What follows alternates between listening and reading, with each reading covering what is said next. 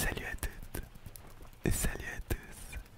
J'espère que vous allez bien, que vous avez passé une excellente journée ou une excellente soirée. Aujourd'hui, on se retrouve avec le magnifique Thomas. Salut à tous. Incroyable, comment tu vas? Toujours aussi bien que Toujours aussi la bien vidéo. parce que évidemment nous on tourne tous les mêmes jours. Donc voilà, vous aurez genre je crois 3 ou 4 vidéos en total. Ce qui fait déjà pas mal, hein, franchement. On en aura pour quelques mois. Non, peut-être pas. Bon, bref. Aujourd'hui, petite vidéo blabla. Blabla, blabla, blabla. On va faire que du chuchotement, que du whispering. Whispering. Je te laisse peut-être nous donner un peu le thème de cette vidéo, Thomas, car c'est son idée. Alors, on va parler aujourd'hui d'animé ou de manga, précisément. S'il faudra aborder peut-être le thème de série ou de film ou faire des parallèles, ce sera le bienvenu. Mais majoritairement, on va juste parler de fins qui nous ont marqués ou juste blablater sur des fins qu'on a vues ensemble, mais pas forcément également. Juste, ça peut être sur des trucs qu'on n'a pas vus. Oui, Individuellement. donc c'est vraiment une idée ultra ASMR, je trouve, en fait, juste de se lancer dans un sujet, car c'est exactement ce qui se passe quand, je sais pas, vous retrouvez avec quelqu'un, genre un pote, la nuit, et qu'est-ce qui se passe? Votre cerveau il fait même plus la barrière, et puis du coup vous parlez de n'importe quoi et de tout. Donc je trouve ça trop cool de se lancer dans un sujet et de pouvoir pas juste en parler. On va en parler entre nous. Dites-nous dans les commentaires peut-être des fins sans peut-être trop spoiler. Essayez d'éviter de spoiler. On va également probablement éviter de trop spoiler, à moins que ce soit des trucs obvious comme Harry Potter, Naruto même, je pense. Je sais pas trop. Enfin bref. Dans tous les cas, évitez de trop spoiler dans les commentaires. Ou alors, mettez un petit alerte spoiler aussi, ça marche. Ça fait très bien. Voilà, petite alerte spoiler plus l'œuvre dont vous parlez. Comme ça, moi, je peux filtrer les commentaires et ne pas lire ceux qui peuvent me spoiler, tout simplement. Voilà. Et on va faire exactement pareil, hein. Je vais essayer de chapitrer la vidéo d'ailleurs pour la première fois de ma vie. Comme ça, vous pourrez passer si jamais c'est des animés ou des œuvres que vous n'avez pas encore vues et que vous ne voulez pas vous faire spoiler. Donc voilà. Est-ce que tu as une première fin par exemple à nous parler dont tu veux nous parler? J'en ai eu une en tête. C'était potentiellement la fin de l'animé Hunter x Hunter. Ce que t'en pensais? De l'animé donc? De l'animé, oui, bien sûr. Parce que le manga, on le précise pour voilà, Oui. le manga Hunter x Hunter est en hiatus. C'est-à-dire que pour l'instant il est en pause. C'est ça comme ça. Donc il n'a pas encore de fin même dans le manga. Voilà, on sait pas s'il y aura une fin un jour d'ailleurs, mais on sait jamais. Voilà. Eh bien, je sais qu'on en avait discuté il y a pas longtemps, mais personnellement, j'ai trouvé que justement l'animé se terminait à un bon moment, que c'était pas non plus trop frustrant de terminer l'animé sur ces scènes, que en fait finalement c'était bien que ça se termine comme ça. Ça pouvait faire une fin pour moi d'animé, même si ça prévoit d'autres choses, parce que évidemment il parle un autre monde à explorer, ce qui n'arrive pas donc dans la suite de l'animé. En plus, il y a plein de petits trucs qui sont encore en suspens, bien évidemment.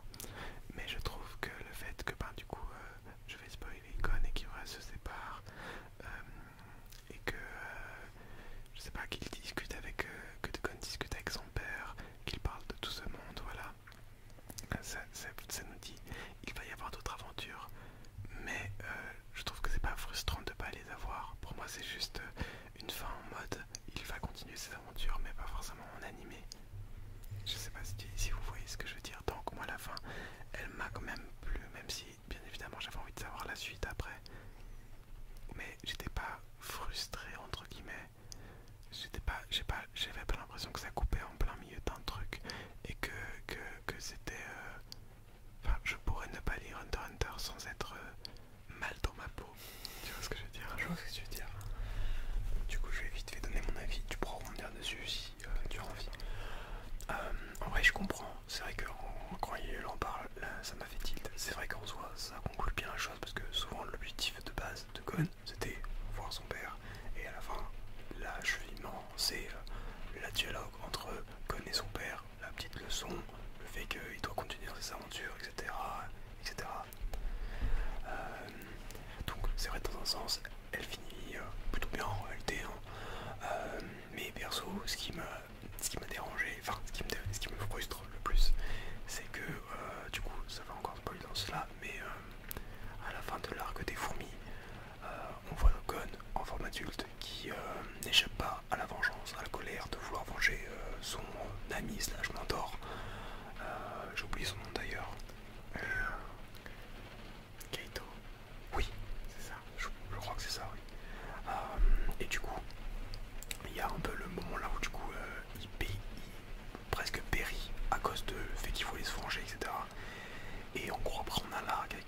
vois, qui essaye de, du coup, de le ramener à la raison, etc. Enfin, essaye de le soulever avec la maladie, mais on n'a pas de leçon morale de Gon.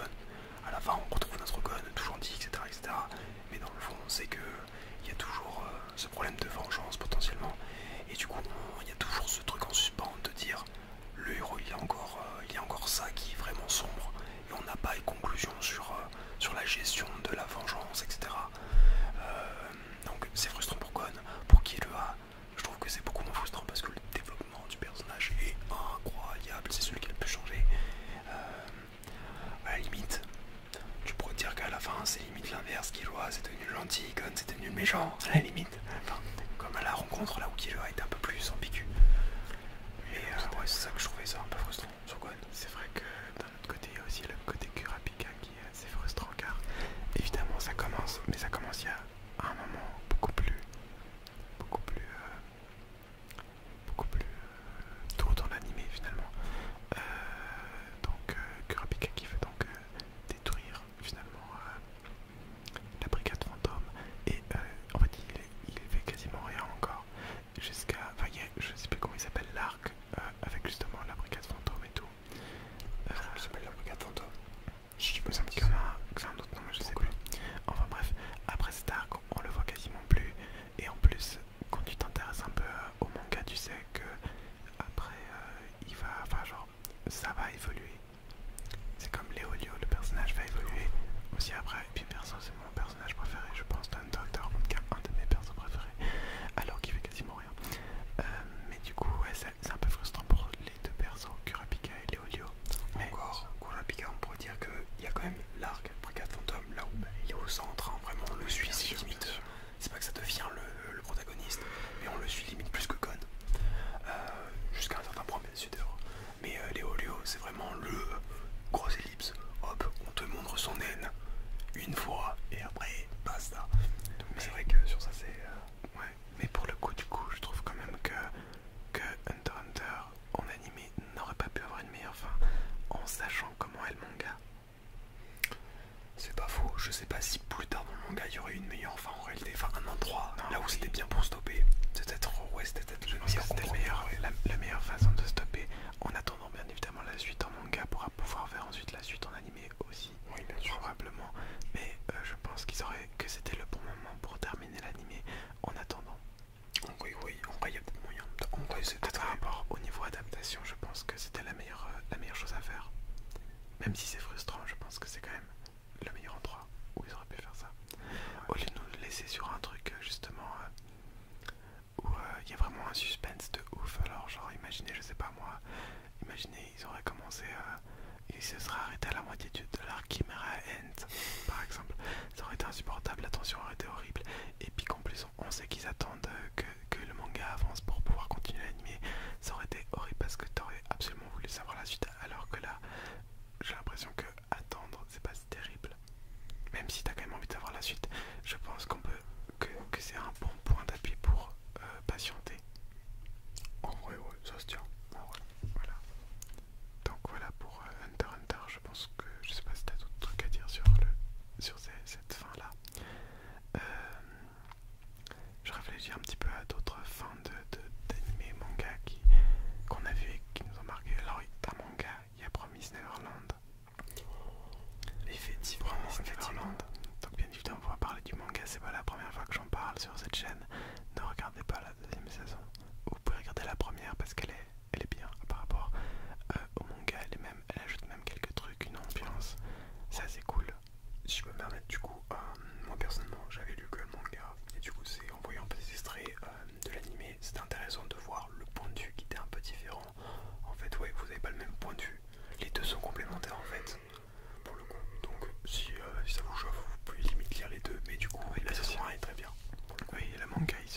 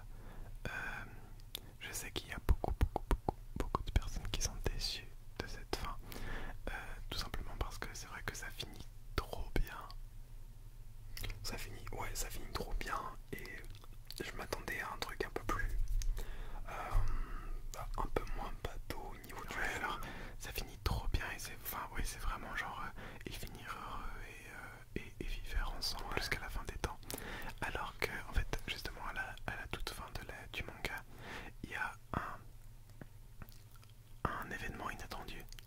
Il y a un mot pour ça mais je le trouve plus.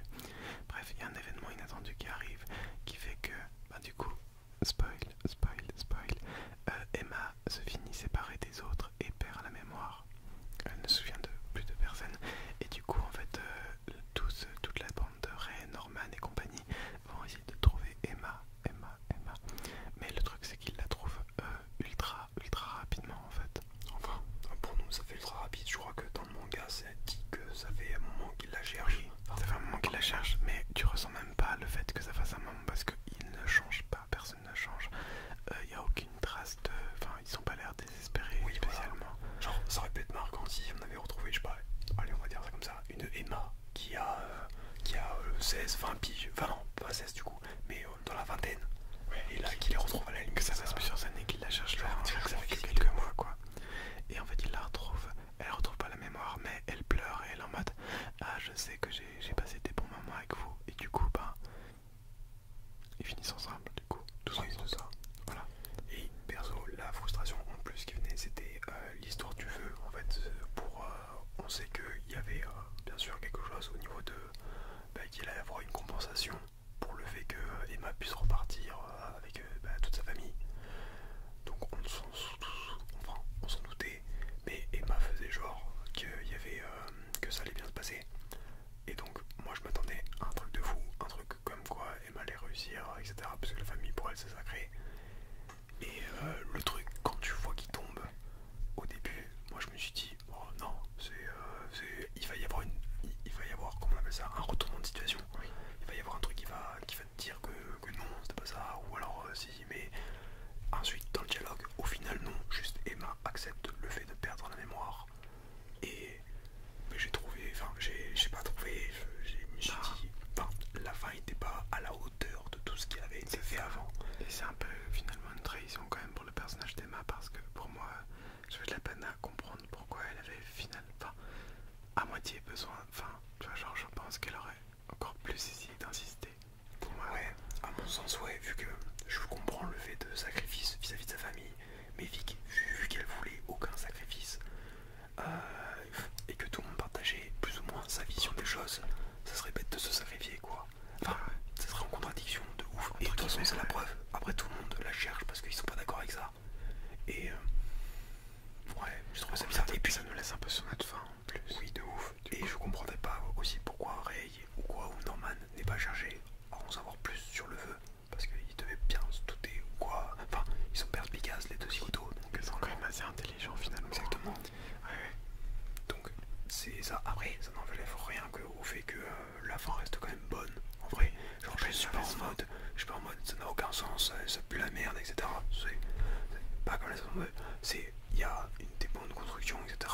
La fin, certes c'est mieux, mais concrètement ça va, j'en ai pas un terrible souvenir non plus. Là on pinaille, on recherche les détails, mais en soi elle est pas horrible non plus. Non, je suis d'accord, elle est pas horrible, elle est pas incroyable, elle est sympa, disons qu'elle est acceptable et que c'est pas non plus, bah voilà, c'est pas une fin qui détruit le manga, hein, parce qu'il y a des fins évidemment qui pourraient détruire toute l'histoire qui a été construite au début, imaginez, enfin voilà quoi. Là on n'est pas non plus à ce point là pour moi, on est quand même sur un manga quand tu l'as terminé, t'es en mode ok je viens de lire une masterclass. De ouf, là je suis totalement d'accord. Genre c'est juste si la fin n'est pas une masterclass, l'ensemble de l'œuvre est une masterclass. Si on devait faire un truc, ce serait comme, je sais pas, vous savez, toute l'œuvre ça a été un restaurant gastronomique et la fin c'est une fin semi-gastro, voilà, ça reste excellent. C'est juste... c'est un gâteau au chocolat mais il a été préparé un petit peu à l'avance quoi, c'est pas un truc qui a été fait sur le fil. ma comparaison était meilleure, genre. Donc gâteau au chocolat réchauffé là.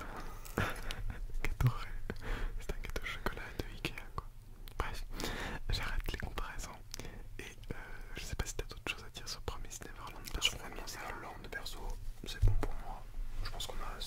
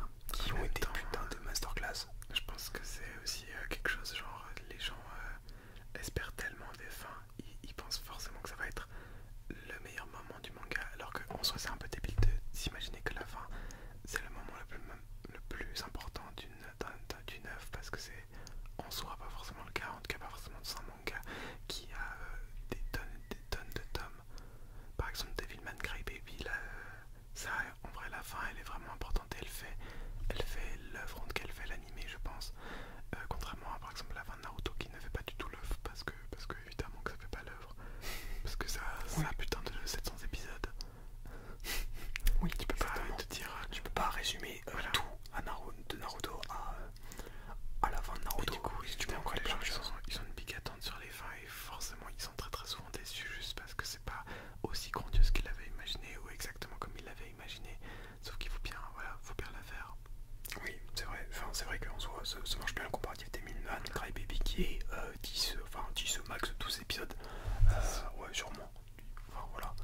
Et du coup, donc il fait un PC, plusieurs messages, mais qui sont, qui se construisent petit à petit, mais pas autant que Naruto par exemple, qui, comme on l'a dit, des centaines et des centaines d'épisodes, qui chaque fois te font une leçon de morale et à la fin, bon, entre guillemets, en soi, il faut pas en vouloir aux gens de vouloir l'apothéose à la fin, etc. C'est la résolution de techniquement tous les problèmes, de tout ce qui est en suspens, donc on peut en attendre. Bref, tout ça pour dire, au niveau du coup fin marquante, oui, du coup Devilman Crybaby, vraiment fin incroyable, pour le coup lui aussi il l'a vu, bon il est pas convaincu de ouf partout, l'animation me freine un peu, j'avoue que ça m'a freiné un peu, puis il y a pas mal de scènes où on était un peu en mode, ah génial, après on faisait des blagues dessus, enfin voilà quoi, bon, genre c'est devenu une blague quoi, bref. Perso, moi j'adorais même le style d'animation, mais je peux comprendre que ça peut se recoûter, mais bon, voilà, pour parler de ça. Et ensuite, si je dois avoir une fin qui m'a marqué et que j'avoue je remate sur YouTube de temps en temps, c'est Gurren Lagann, parce que concrètement la fin, j'adore de ouf, le combat final est incroyable, genre juste à la fin, t'as envie de te battre aux côtés du héros, genre c'est tout, c'est vraiment une pure masterclass. Je conseille à tous de regarder Gurren Lagann, juste pour la fin en fait, enfin même s'il n'y a pas que la fin qui est incroyable, mais tout l'animé j'imagine. Ouais, on voit tout l'animé. Mais il faut tout regarder. Hein. Ouais. T'as pas trop le choix. De ouf. Mais la fin, oui, la fin est incroyable, totalement exagérée, totalement par l'over abuse. Mais putain que c'est bon. Vraiment, ça c'est un truc de malade. Du coup, ouais, ça c'est un truc que moi j'ai pas vu.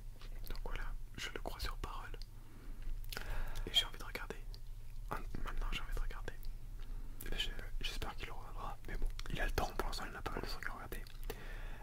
Un truc qu'il aime bien, c'est surtout avec ça l'un des premiers trucs qu'il a commencé, c'est Seven Deadly Sins. Et lui il a pas encore fini parce que bon, lui il en est au niveau de l'animé, même si maintenant il va continuer en manga si je dis pas de là je suis en train de regarder de lire le manga, j'ai arrêté l'animé, j'ai pas regardé la saison 4 parce que j'en avais aussi également parlé, l'animation c'est pas possible, faut arrêter les gars. Escanor qui frappe Meliodas, c'est pas possible. Ouais, effectivement. Du coup, c'est une genre, il le sait ce que je pense de la fin, etc. C'est-à-dire que c'est une fin, là c'était le bon exemple. C'est une fin qui était, à mon sens, trop tirée en longueur à la fin pour vouloir expliquer des choses, rajouter des choses, etc., etc. Même servir la suite de Seven Deadly Sins, qui est les 4 chevaliers de l'Apocalypse, pour ceux qui savent pas, qui est cool, hein. Mais du coup, on avait vraiment l'impression qu'il y avait un truc à rallonge. Et par exemple, ça pour moi, c'est un des défauts, c'est quand le mangaka ne sait pas s'arrêter. C'est le moment là où tu te dis, c'est cool. Le syndrome un peu, on pourrait dire Bleach. Là où c'est... Alors One Piece ça marche pas, parce que c'est une masterclass, même maintenant. C'était une blague. Mais Bleach, ouais c'était ça, c'était le moment là où apparemment, vous savez, c'est trop bien derrière les 60 tomes. Et puis après, les gens, ils sont un peu décrochés. Et là c'est un peu la même chose, c'est le moment là où c'est l'âge d'or, et puis ça s'arrête. Le bon exemple d'une fin qui s'est arrêtée au bon moment sans surfer sur la hype, c'est Demon Slayer. Demon Slayer, ça raflait tout au niveau des tomes. Et ça s'est arrêté alors en plein âge d'or. Ça faisait combien de tomes?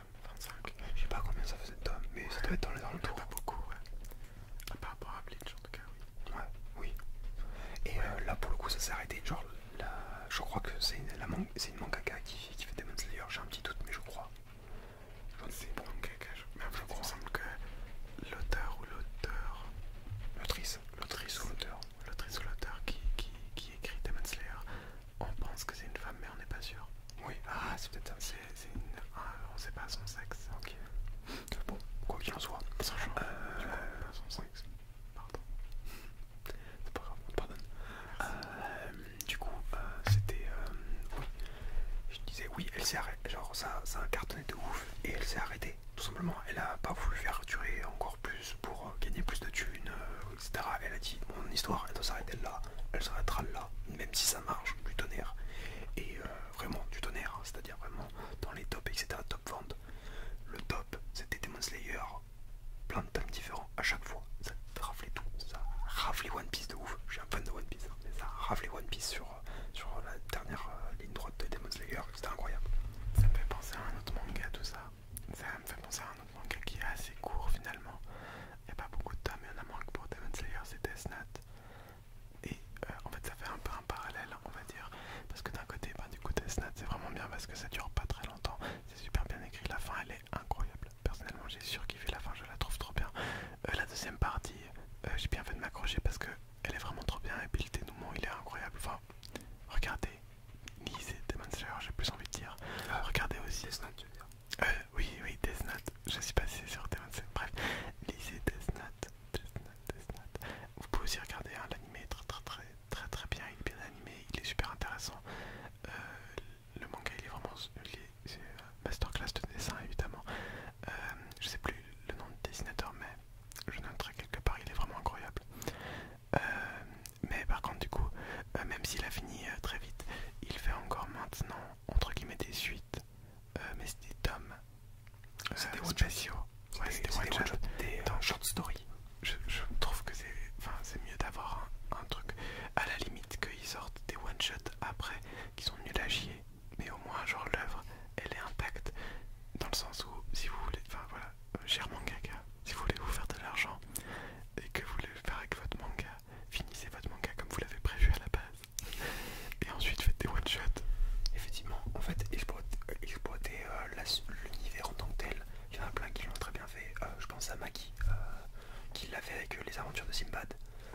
C'est quelque chose qui se fait en parallèle de Maki. Pas du tout besoin d'avoir vu Maki, pas besoin d'avoir vu Sinbad pour comprendre Maki. Inversement, c'est entre guillemets indépendant, ça se sert du monde, enfin ça se sert du lore. Voilà. Et c'est trop bien ce niveau-là, faire ça, ouais, ça marche très bien. Oratoria pour telle magie ou je sais plus maintenant. Dans la magie, il y a quoi Qui fait Sword Oratoria. Ah oui, Où on voit du coup l'autre qui oui, effectivement, l'offre point de vue. ou vigilante pour My Hero Academia, mais je sais pas ce que ça vaut. Ah oui, c'est vrai. Voilà, tout ça. Là, c'est Ou des alors, one shot, du coup c'est des séries dérivées. oui, des séries dérivées. Ou par exemple pour l'attaque des titans Before the Fall. Oui, voilà. Il y a des petits trucs comme ça, juste utiliser ce qu'il y a autour de son univers, ça, c'est ce qui trop gravite autour, ce qui est pas mal, ça ajoute du lore, de la profondeur. Et ça vous vous avoir une fin qui n'est justement pas comme celle de Deadly Sins, trop reculée, à chaque fois trop rallongée, je sais plus quel mot t'avais dit. Trop rallongé, trop tiré en longueur. Voilà. Par exemple, maintenant c'est bien, c'est fini. Maintenant il y a les 4 chevaliers de l'Apocalypse, merci, qui est vachement cool. Et ça, bien sûr, il y a toujours un lien avec Seven and Sins, mais c'est quand même vachement coupant, sans j'aime bien en tout cas. Mais ouais, il y a pas mal de trucs au niveau des fins là sur quoi on pourrait débattre. Mais Ah ouais, alors clairement, mais du coup là on parle des fins, et alors en vrai j'ai juste envie de citer une fin qui a été pour moi ultra incroyable, qui c'est ni un manga ni un animé, mais c'est vraiment une fin qui m'a marqué, je pense que tout autant que certains mangas animés, c'est la fin de Breaking Bad.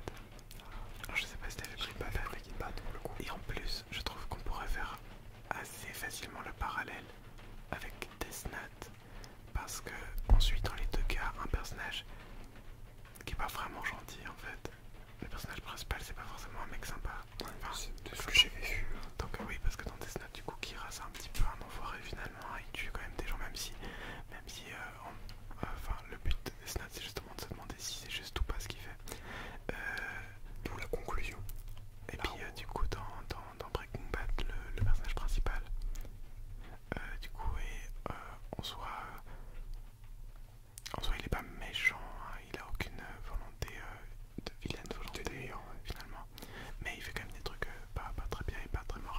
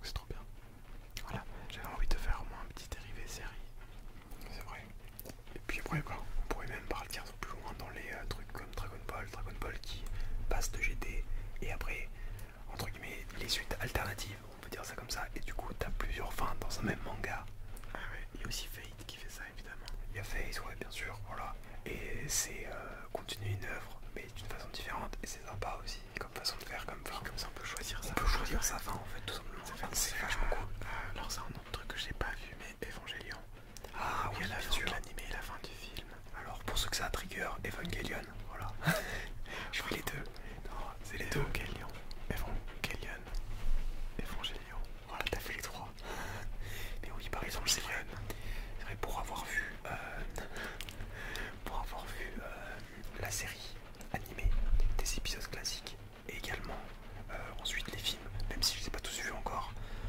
Il y a une nette différence et personnellement, si je veux choisir une fin, je préfère la fin avec les films. Mais je sais que par exemple l'un de nos amis préfère, je crois, la série, oui, la série avec les épisodes. Chacun son kiff, et voilà, c'est vachement bien sur ça. Alors, je vais vous proposer de nous laisser là. Je pense qu'on a parlé de beaucoup de choses, ça fait une demi-heure qu'on parle à peu près. Et en plus, la pluie commence à frapper vraiment, vraiment fort. Et je pense que ça va devenir moins relaxant pour vous. Alors, je vous souhaite